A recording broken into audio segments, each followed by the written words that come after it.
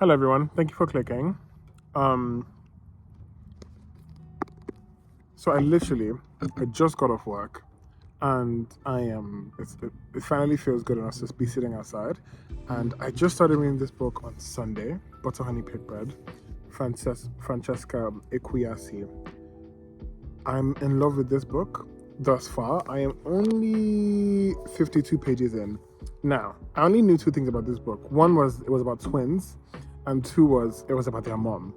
So basically nothing. And I will say, I think I didn't read the blurb. Someone that a podcast I listened to, I said what I said. Jola had recommended the book, and I told my friend to get this for me for my birthday, and he did. I started reading the book, and I'm so in love. So recently, the last book I read was The Fury by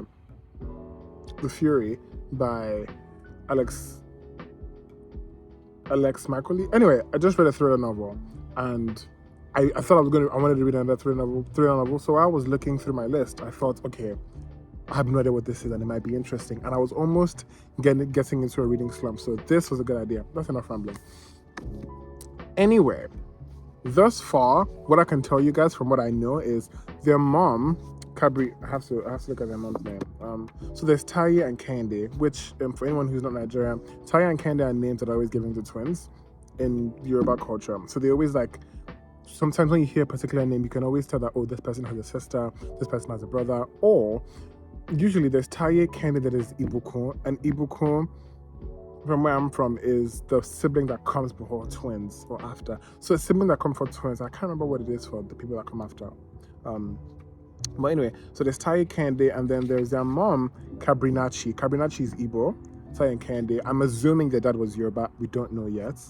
Am I breaking up? What is that? Anyway, it's an interesting dynamic because it has one of the things I love, different POVs, 3 POVs, and there's a bit of a time skip. So Kabrinachi, we're reading from when she's a child, the book starts off with her getting into boarding school, and then Taye and Kehinde, the book starts off with them, I think Kehinde is bringing her fiance back home to basically introduce her fiance to her family, which at the moment is just the mom and the other sister. And there's a bit of a tension, right, that I know of so far. So Taye is talking about, from her POV, she talks about a letter, a box of letters that someone sent to her sister that she wrote when she was kind of upset.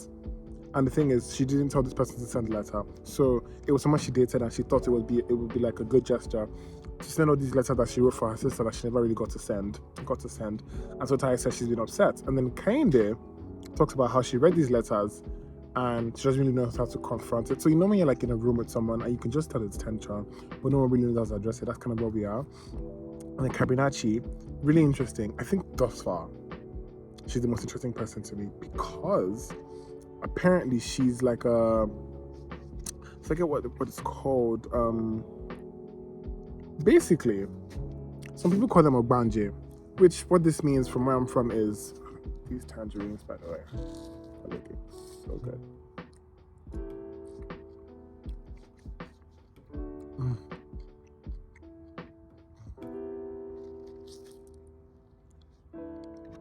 What people believe Ogbanjes to be are spirits that plague. Let me just read it. Believing herself to be an Ogbanje, a spirit that plagues a family with grief by dying repeatedly in childhood and being reborn. Now, the book starts off with Kabrinachi's mother, who they've said she has had a lot of stillbirths because I think the baby is about to be born, and then she realizes that actually I don't want to come back to the earth anymore, and then she dies or kills herself, and it's a recurring theme. But then she actually does decide that she wants to experience Earth. This spirit wants to experience Earth, and then maybe have children, which we see that she's had children as well. And what I really think is interesting is there's 2 things where she says she always hears some voices that are always telling her to kill herself. So she gets a knife, and the voices are like, oh my god, that would be a great idea, use the knife. Or she's by a well fetching water, and they think, oh my god, just jump in the water. So I don't know much about these particular kind of mediums, but I want to see, I hope they explain more about it. Something really cool, I just finished a chapter where she was in school and there was a girl who was sickle cell, but because number one, no one really knew how to take care of her, and number two, no one knew how to be like considerate enough of what she was going through. So they just assumed this girl was a witch because she was always sick. Which, for context, if you're not Nigerian, it's kind of a common theme. For things they can't explain, they just say, "Oh, this person's a witch or she's evil." So anyway, this girl happened to be sick one day and was taken to the general hospital. But then Kabinachi sees her looking a lot better than she's ever seen her, and she's smiling and waving at Kabinachi, and Kabinachi is waving back. And everyone around her is like, "Who are you waving at?" And she's like, "Oh, this girl." And like, "What are you talking about?" And then she found out that the girl died when she got taken to the general hospital, and she saw her spirit, and she explains that like when they broke the news to them on assembly ground that the student passed away, everyone was sobbing. And she said she was upset because everyone was pretending to be upset because they never treated her right. And number two, she's actually be happy because now she could actually rest on. And the writer or this person, Kabinachi, basically says that like at least the spirits won't be plagued with living in a body that wasn't good enough to accommodate it. Brilliant. I thought that was brilliant. So that's where I'm at right now. There's also really, really interesting themes of cooking and baking, which are two things that I really love. So there's like I've already highlighted a whole recipe. Yeah, there's one where it's talking about how to bake a chocolate cake, which I don't know how to bake a chocolate cake. But then instead of sugar, she uses honey.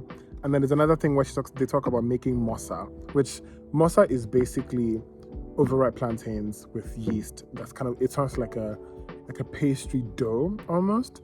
Some kind of like donuts, basically, those little donuts. That's kind of how it looks like. It doesn't really taste the best to me. But yeah, basically, they're in the house. They've met Candace's fiance, and I don't know what else is gonna go on. But so far, I love it. I love Taye. She's also queer, which points. Kabinachi, she's so far my best character. Then Kehinde, I don't really know much about her. We just got introduced to her because like the first 3 chapters, Taye and Kabinachi were kind of, and they also live together. Taye and Kabinachi. But Kehinde, she just got introduced, so we'll see how I feel. But thus far, that's where we're at, and I'm loving it. I'm enjoying it.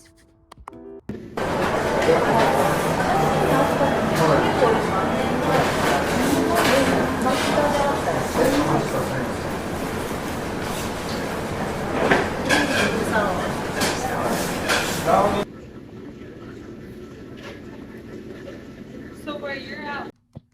Hello everyone. This is how far in I am. I am like 130 pages in, and I love this book. So this is gonna sound weird, but I have a distinct scenario that tells when I really, really love a book. And that scenario, so I'm, in some words, an iPad baby. And that means when I'm having lunch, dinner, when I'm eating, basically, I like to entertain myself, unless I'm really eating on the go at work and I don't really have time to watch anything. But on other occasions, I like to entertain myself. If I'm reading the book I'm currently reading while I'm eating, that's when I know I can't put the book down. This book has passed that test. Because yesterday, I was at work and I was eating, and I was like, I just can't stop. I sat down outside. It was kind of cold, kind of sunny, but I was so engrossed in this book. It's delicious. So I think what I told you guys earlier was that it's in 3 point of views, which it is, but I feel like I'm starting to know the characters more. So where this book started off was introducing Taye, Kehinde, and their mom, and the scenario that was set, the home setting was that, Kehinde was coming from Canada, Montreal, with her fiance Farouk to kind of visit the mom and her sister. Her sister as well has been living with her mom for like a month or so. She just moved back from the UK. And before that, we didn't really get any kind of background story. What is really interesting though is that when it is their mom, Kabinachi, when it is her point of view, you get to see what's been happening since the start of her life. So like, every time it's her POV, it's just like a continuous story from when she was young. But when it's her kids, Taye and Kehinde, the book started with like them, the sister coming to visit and everything. But it kind of takes a very interesting turn when it's like, okay, everything is set, and then the book is like, okay, let's take you back to where everything started. And that's how we came there, because she was like talking about how, which she's speaking in first person, but Taye speaks in third person, or I think that's how the book is written. I might be completely wrong. But Candace is like, okay, the first thing that actually happened that drew me away from my sister was, and she kind of started telling the story. And what happened was, when they were younger, their dad has just died, and it's a very Nigerian thing when anyone dies, and you just have a lot of people just come and stay by the house, even if you didn't ask them. So they had an aunt who came to stay with them with the boyfriend, and the boyfriend was drunk one night. And it was really interesting because I also just really love books that make, like, I don't want to say pop culture references, but books that just make references that you would just know. So there were kids, and Taya was underneath the bed reading Goosebumps, and she had like a torchlight trying to be scary. And Kenya was on her bed, and they were reading about the doll, the ventriloquist doll, and stuff. Anyway, the uncle comes in, and Taya kind of like just keeps quiet, and he basically has his way, rapes Kehinde. And in her mind, she's like, my sister's right there. What's going on? And she's like calling on him, and the sister doesn't come out. And she says like after that moment, that's when it started to be a rift, because she's like, Ebba, you know, before that point they were inseparable. So that one moment where she just didn't come to her aid kind of like was a bit weird and off, and that kind of just set the precedence for how their relationship would kind of ascend. And obviously, because they had decided that they were going to go to university in the same place before, you know, that event took place, afterwards, Kehinde, and they're dual citizens, so the UK and Nigeria. So Taya was going to go to university in the UK, and Kehinde decided she was going to go to Canada.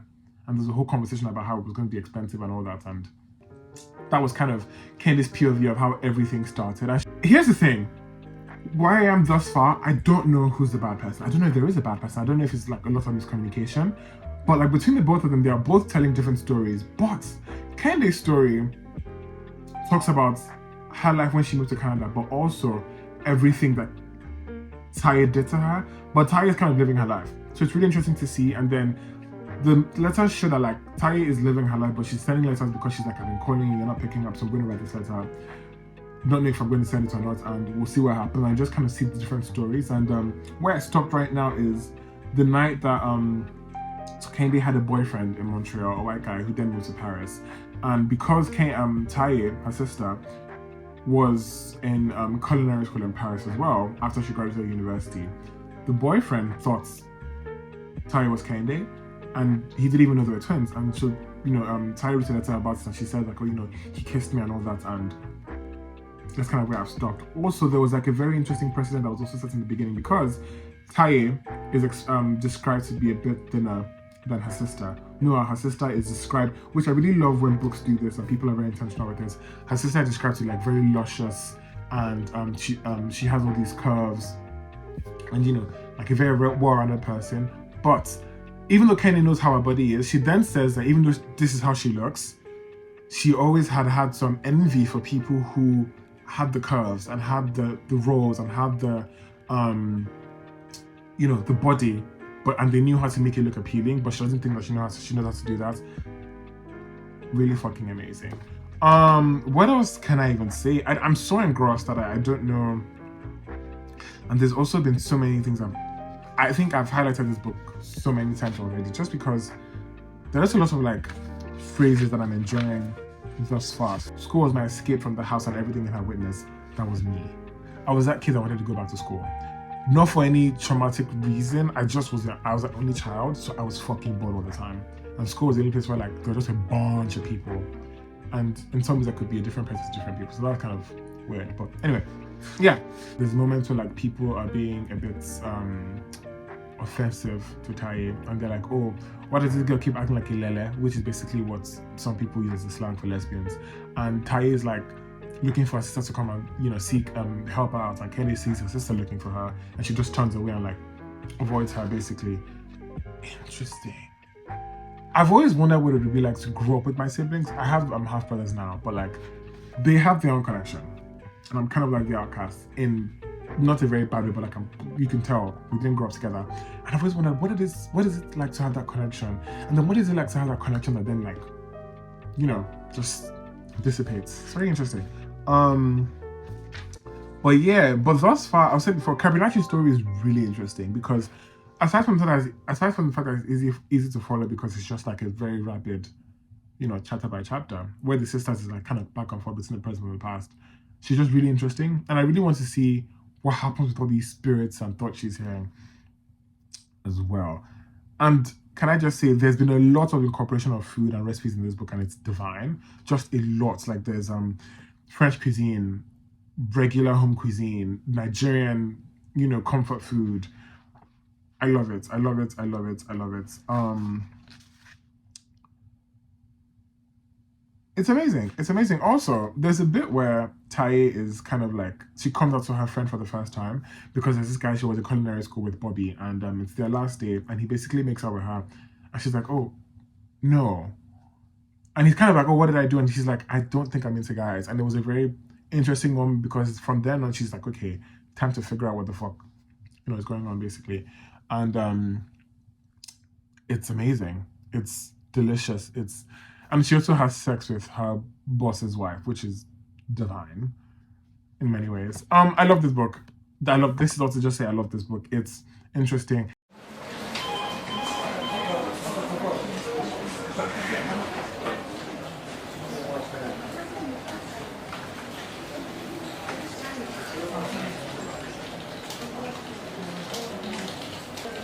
I'm getting ready for work. I'm just about to head out the door, and knee deep in this book, I wanted to say that I'm noticing more about her character, right? So Taye, as a character, I've noticed is very self-deprecating, and she has this certain behavior to kind of like reduce herself in front of people before they do it, or basically blame herself. So there was a bit of the book where back in the past, she had moved from Montreal to England, and she had made a couple friends, and she had made this one friend who was a really, really good character. And they shared the same background, culture. She was raised in Nigeria, but he was raised in England with Nigerian parents. He sang in the church and everything, but he was gay, and she's gay as well.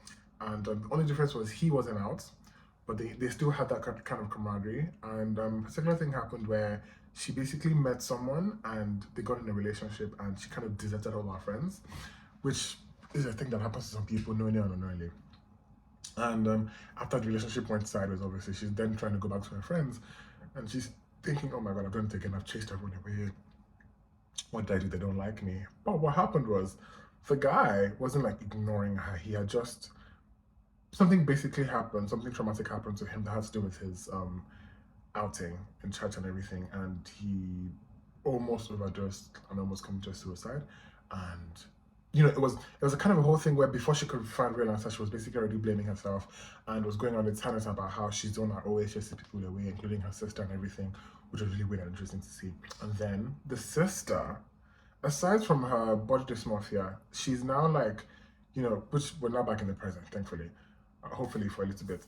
And she's gone outside to meet her sister, Taye. So Kendi has gone outside to meet her other sister, who has like a bee farm and weeds and plants and everything outside the backyard. And she's basically trying to talk to her, but she doesn't know how to because like she's read the letters. She's also like, it's also been a very long time. So now it's a whole thing of like, who is even at the wrong anymore? Because Kendi had some just reason to be upset because her sister didn't help her when she got assaulted the first time. Her sister moved away. There's a whole lot of animosity.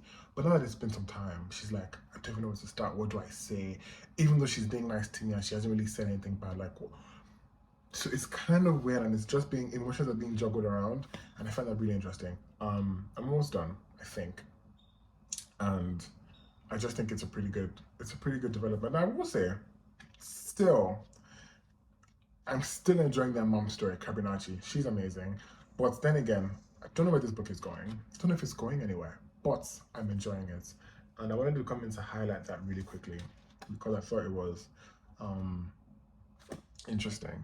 But also there's a little bit where, so there's this girl that's been the neighbor for like since they were kids, Isabella, who Taye had sex with for a while. But then Isabella comes to invite them. Taye had sex with her even when she was engaged. And then Isabella comes whilst Kendi is talking to her sister in the backyard with the bee farm. And she's like, "Oh, hey, why don't we invite you guys to my engagement party?" And Kendi's like, "Oh my God, of course, I haven't seen her in a while." But Taye had already seen her a couple times because she got to Lagos before Kendi. And now it's a whole lot, it's very weird. She's basically, I'm at a point where I think she's about to tell her sister that, "Look, girl, this is what happened." So that's juicy. I'm ready to work, but we'll see where this book takes us.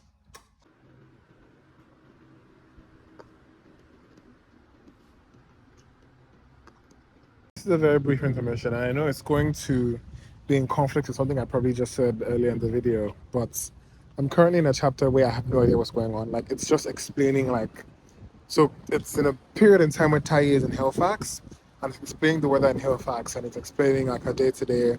She's currently in culinary school in the community college. And I will say, part of me is wondering, okay, how does this help with the main story?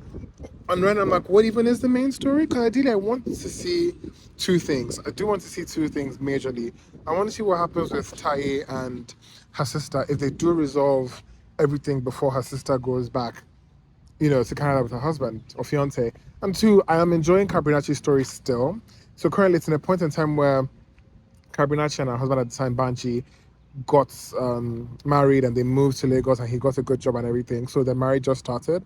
So I'm enjoying that and I want to see what happens with because she's still an Agbanje. So I want to see how, and they said like currently the voices are being tamed. I want to see what happens if she still has suicidal thoughts, how the husband dies, if she kills the husband. Those are my two main focuses right now. So I'm still enjoying everything else, but I'm suddenly currently lost in time. I'm not really sure what's going on. And still very good storytelling. But if you're not if you're not careful, it's very quick to say, okay, this is a completely different story. And I'm going to assume it probably does tie back in. So we will see. But that's like my only issue right now. So yes, I know it's in conflict with something I said earlier, but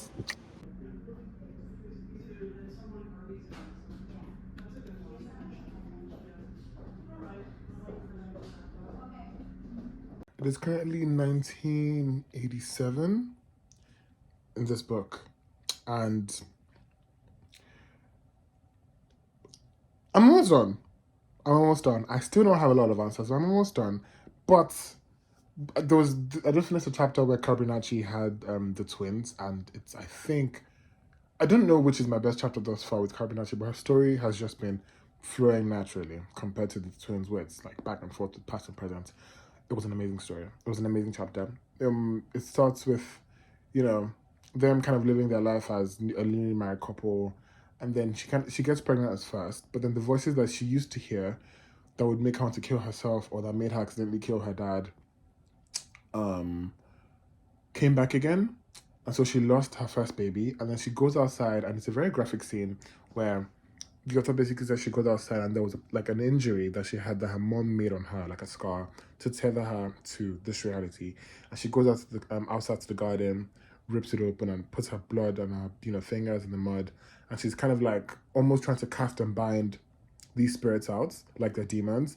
And they actually come and tell her, we're not demons, we're not spirits, we're you, we're an extension of yourself, and we can't just leave you, it's not going to happen. And she's basically saying, okay, then I cast you out. And then they said, you can cast us out, but we can't cast you out, kind of thing. We're always going to be here. And so she had a dream where she more or less chose her twins, and she had the twins. And because her husband had business school, she moved to England and then had the baby by herself in her living room, basically, and goes to the hospital. And then there's another graphic scene where, because she had a seizure, because she losing a lot of blood, she had a seizure, and then in her dream, basically, she wakes up and sees the babies in a cot, but they're like very skeletal, like they're not going to live. And she's like wailing and crying. And she actually wakes up and then everything's fine and the kids are okay, obviously. Pretty good scene. Also, the book was explaining when she was in labor and was having contractions. I don't know how real to life that is, but it seemed very nice, quote unquote, because she knew she was about to have the baby. So she was basically humming between contractions. She would like put pictures of family members around her to make her feel like they were watching her. She was like trying to soothe herself, and then she had the kids and like put cold water and warm water to clean herself up. And then when her husband came in, she told him to wash his hands. It was a very, very nice scene. I say all that to say we're almost done, and I'm curious to see what exactly is supposed to happen with the twins. This is a good book. I finished this book last night. This is a good book. Let me just get my grievances out of the way. Two things. Number one,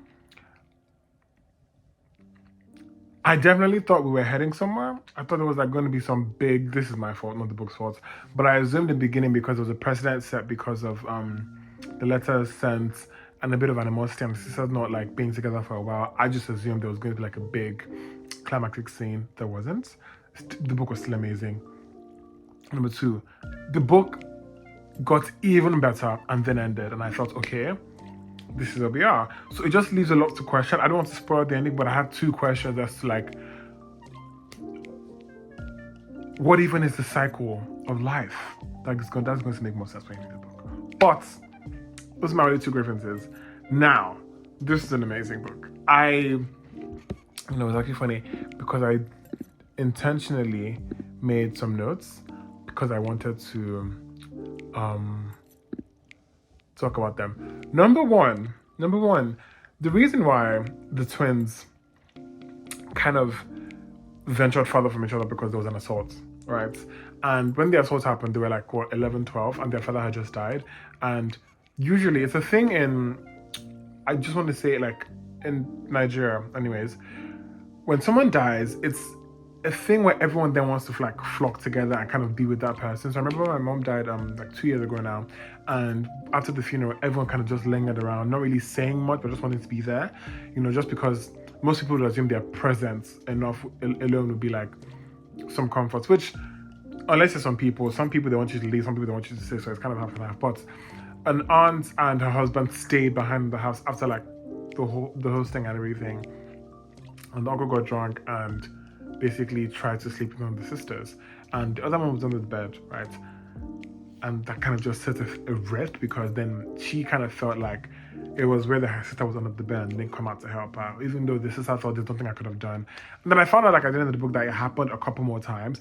It was almost like the mom broke the fourth wall. I can't explain it, but like, it's like her chapter, and then the book is narrating what's happening, and she's like, no, I'm going to speak, I'm going to say what happened. And it's like back and forth between like the narrator and the actual person. It was really, really good. It felt like breaking the fourth wall, really. And she's kind of talking about when she found out what happened with her daughter, and she found out that like the sister wanted to go murder the husband, and she had to stop her, hence giving a particular scar that is actually prevalent at the beginning of the book as well. I thought it was interesting. So just breaking the fourth wall as a whole and kind of like setting some record straight was really cool, because you spend the whole book wondering if the mother is senile or she's just old or she's sick, like what's going on with her. And I feel like, for me, the ending kind of answered a question that I did have, wondering like what the mother's deal was. And then her story alone still was my best part of the book, because it just was going through like a very linear process, which the sisters was like back and forth with the past and the present, which wasn't bad, but wasn't my favorite thing. Tai as well, the sister who hid under the bed, for better context, she had this like other voice, which was basically like a statue of Mary that would always like appear and talk to her and give her advice and everything, which was weird initially, but made sense, because like she would want to do something and the voice would be, so for good example, she was kind of horny and was going through a breakup, and she started cooking, and the voice was like, are you even hungry? What are you doing? Call her and apologize, or text her, because you knew you were overreacting. Like almost like I don't want to say conscience, almost like a shoulder buddy that's like, okay, we're gonna get through this. It's not making you do anything bad or irrational, just kind of like being a voice of reason. I thought that was pretty cool. That voice didn't come till like, again, further into the ending, when it's like getting closer to the present, and it was still there in the present as well when the whole book kind of wrapped around. There's so many elements of food in this book, and it's amazing. I've highlighted so much, and the recipes, the way the book has like outlined the recipes, it's almost like it's not telling you that, oh, do this, do this, do this. It's basically telling you, oh, and then she does this, and then she does that, and then she does. It's fucking amazing. So I love all the elements of food, and I've dug-eared so many parts of this book, because I'm going to go back and I'm going to try to make all these recipes. Some of them are like closer to home, and some of them are just like, intercontinental or whatever. I love this book. It was worth the read. An amazing book. I don't know what it is, but it makes me feel whole. And I said this before, I'm going to say it again. I want to read more intentionally this year. So not about the numbers, but just like how I really enjoy books. Because I did something 2 years ago now where I was just buying and hoarding, and then losing track of what I was reading because I was getting so, overstimulated. So this year I was like, okay, I'm going to slow down. Also because financially I was like, okay, let's take a break. But I was like, let's slow down and read and just take time and not try to read the book in a week, because No. So I really enjoyed this book, and I think for some reason a lot of people are going to enjoy this book too. Now, if you don't really like book that don't have a certain direction or map and are kind of like slow, you might not like this book. But if you just love like a good story time, good family dynamic, cooking, some queer stories in there too that are kind of, there's some queer stories that are kind of related to as well. So I'm gonna check for you. It's really interesting. If you look the narrative voice, then again, there's nothing bad to say about this book, just personal grievances that I had. But I love this book, and it's amazing. And 10 over 10. 10, yeah, just fucking great, fucking great. I recommend. And that's it. That's it. Thank you for watching. The book I have next is the book that I've really, really been wanting to read. And I will see if I can take you guys on that journey with me as well. But thank you for watching. Thank you for clicking. And feel free to share this video with someone who you think might enjoy this book or is looking for a book to read. And recommend any book for me that I think I might like based on how much I liked this book as well. I hope everyone is doing well. And I will talk to you next time. Bye-bye.